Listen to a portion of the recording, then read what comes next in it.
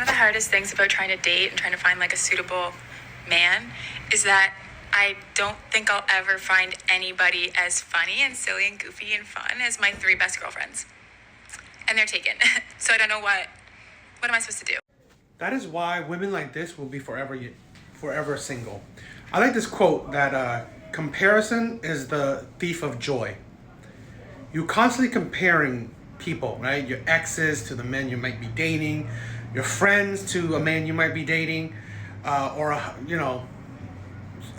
anybody, right? Comparison. That will make you dissatisfied with whatever you have, whatever man that's in front of you. He may be a nice man, but he's not nice enough. He may be a morally sound man, but he's not moral enough. He may be, good with his finances or have an okay job, but he's not rich enough. He may be, a little bit taller than you, but you know what? He's not tall enough. Because you know what? Oh, I know my guy best friend is tall, funny, shit like that. But these men I'm dating are not like him. He's not good enough. In this case, these guys, they make me crack. I mean, they're funny, but you know what? They're not funny enough compared to my girlfriends. Okay, well, that's the thing where, okay, if they're not good enough, date the people that you want then. Date the guy that's in the friend zone. They don't want that. Date the woman that you think they couldn't do that. It's like, we don't understand that we constantly are unsatisfied with the world around us. That means we will constantly see faults in everything. Nothing is ever good enough. So we are perpetuating the sense of perfection. We want this man to be funny as my friends, tall as other men, wealthy as other men, monogamous as certain men. Constantly thinking that we are trying to build the perfect man. And then you wonder why years that you can't get in a relationship or whatever relationship you get in, it fails because you constantly think about perfection.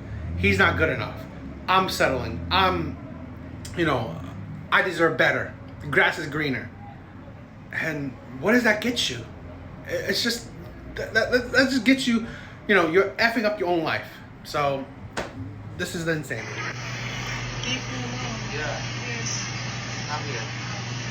Considering the US elections, I feel like this clip is relevant again. And I just want to say, I told him multiple times to leave me alone.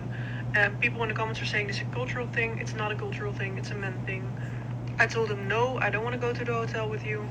He told me, where do you live? I told him, I'm not going to tell you. He said to me that he's very strong, which some people thought might have been a threat. I don't know. I didn't take it that way. I thought he was just showing off. But yeah, in broad daylight, just while I was drinking a coffee. And this isn't the only story that I have like this, where I was bothered for over half an hour just trying to drink my coffee. But it is the only one that I filmed. And I think every woman has a story like this. Point of views like this is why I don't mind making blanket statements. Like if I say that women are the majority of abusers of children, I'm not gonna say only a few, only some. This is the thing where we don't understand that man, yes, he's a man, but he does not represent men. This is the thing where bad apples don't really represent the whole. It's like this is why. Because even on this app, you can find creepy women. You can find women that do questionable and terrible things. You can. But should we just make a blatant statement that women are creepy? It's like, you can't understand. They are good people and they're bad people. That man just so happens to be a jerk, just so happens to be creepy. Doesn't mean men. I don't even think it's not even the majority. Right? It's barely the minority. This is the thing where women can't understand that their rhetoric is why a certain group of men feel dejected by the world. Because you constantly push this narrative, men are creepy, men are trash, blah, blah, blah, blah, blah. When honestly, you don't know most men. There is 165 million men in the U.S. alone. You haven't interacted with even a drop of those men. This is the thing. Most women haven't even interacted with a drop of those men. But you just make a blatant statement, men. This is the thing where, yes, that man is a creepy man. That man is a jerk, is shitty. But that don't mean all men, or just men saying blanket, because you don't understand the psyche that does to people.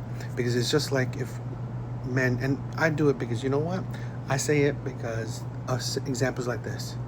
Because you always say, oh, not all women. You constantly see that in my comments. Not all women. Not all. Yeah, not all. But you know what? That shows you that women can't understand the narrative that they put on men, yet they do understand the narrative that men put on women. That's the thing where women need to understand both sides. And I my rhetoric, I do it for a reason, to show you that it is not cool. It is not cool. Not a beautiful, single, eligible man in New York City. Please keep scrolling. Single New York City lady here. And I just want to know, where are you hiding? I know you're out there, and I know you're not on Hinge. I know you want to go on a date. And to be completely honest, so do I. So we just want to know, where are you? And if you want to go on a date, let me know, because shit is rough out here, bro. You know, this kind of proves to me that you always hear it, that even the average woman, she's very mid, very average. Always, they go for looks. They're very superficial. So, beautiful and single, which is really ridiculous. But you don't rarely, if ever, hear a woman, where are the morally sound men? Where are the respectful, loving men?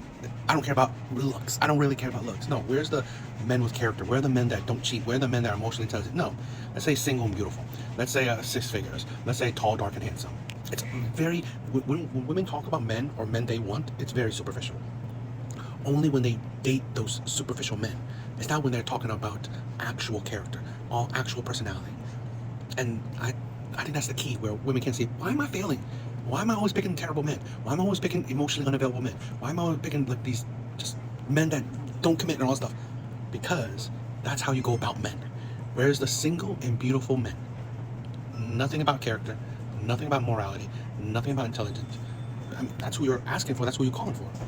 And that's the same thing I want to point out, okay? Now, I could say that she's very mid, asking for beautiful men is... Do you even know what these beautiful men want? Because honestly, if they are top tier men, especially in top tier looks, she is very average at best. And that's the problem. A lot of average women are wanting top tier men.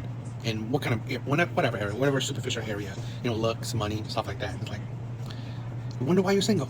I mean, you pretty much explain it, because that's what you go for. Where's the beautiful and single? Okay. That's like, and then you hear women say, oh, dating sucks, dating is hard. No doubt, you make it hard. Crazy.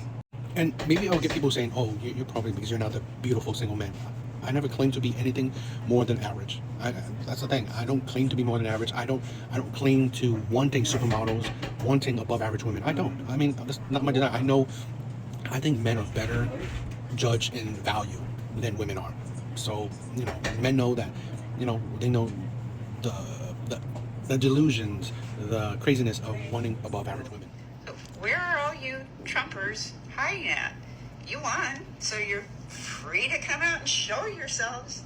I mean, obviously, you're in big groves. You won. We conceded. I'm fine. Let's all just get along and have, hopefully a safe democracy. That sounds good, but y'all don't need to hide anymore. We know you're out there. Probably right next door to most of us. You could have just said it all along. There's no reason to keep hiding. This is the thing. It's not about hiding.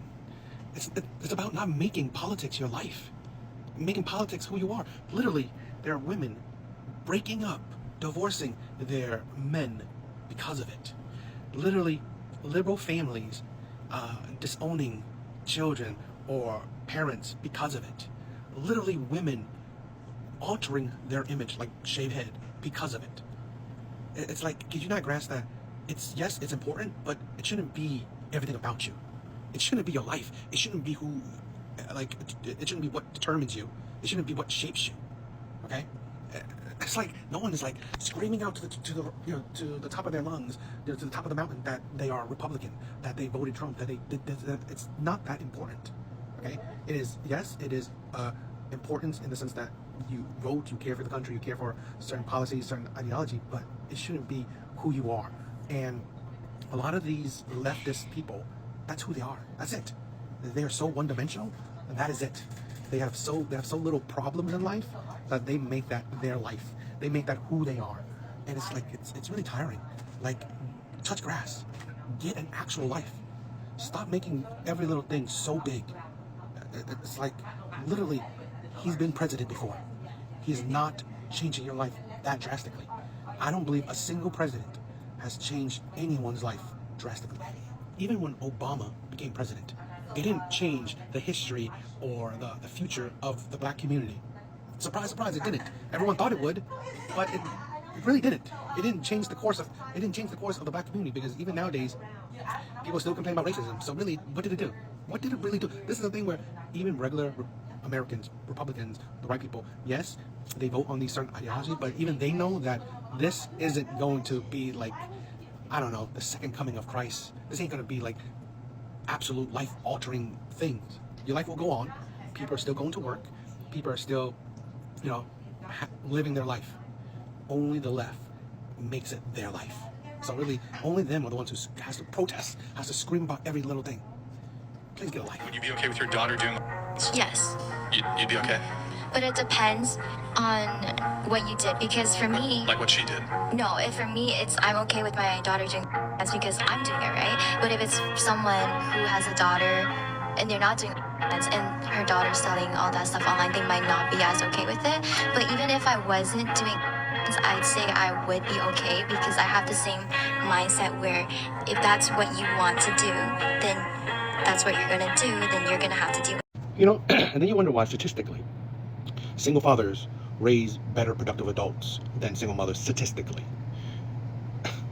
This is the thing where a lot of women don't realize that they themselves are why generational curses repeat themselves. Why it's a cycle. Because you do not promote, you do not teach against bad behavior.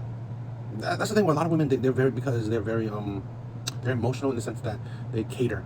They're very forgiving, which is okay to a sense, but this is the thing where they allow their kids to do whatever the kids want to do, instead of, thinking what is best for them. Because you're the adult. You should be the one who's more wise. You should be the one who understands the world. Because for a mom or for a woman to not understand that doing these things can lead to more likely bad results in life is why you are failing the next generation. And women really can't understand that. Women can't understand bad behavior, accountability, consequences to your actions. Women can't, because women really, a lot of women, not all women, they have the mentality to live in the moment, not think about how your actions now can affect your future, because they live in a delusional, very fanciful world where, it's going to end up well. I could do the OnlyFans, I could run the streets, I could do whatever, get with bad men, all this shit, and then down the road when I'm 30, 40, I will get the man I want, the marriage I want, and the kids I want, the career I want. That's how a lot of women think. They think that they can have it all. They can do whatever they want now, and who cares about the future, because I will have it all. Is that hopeful feeling, which is very delusional, nice, I guess, but I think a lot of women think that, where, it doesn't matter what I do now, I will have it all later on. Hopium. And that's the poison a lot of women are suffering through. And why I say generational curses, I think that goes along with the single motherhood, where they don't actually actively teach against it. They don't really make it strict. So since they are a single mom, their mom is a single mom, their grandmom is a single mom, their kids, boy or girl, will either produce single moms or become single moms, because they don't actively prevent it or teach against it. They don't. So that's why I say and again, they will produce generational curses because of things like that. Problem. Men leave. Are men trash? Men or a bear? It's because a man done did something to her. The bear's not gonna. So men have been. Men are the most horrible creatures.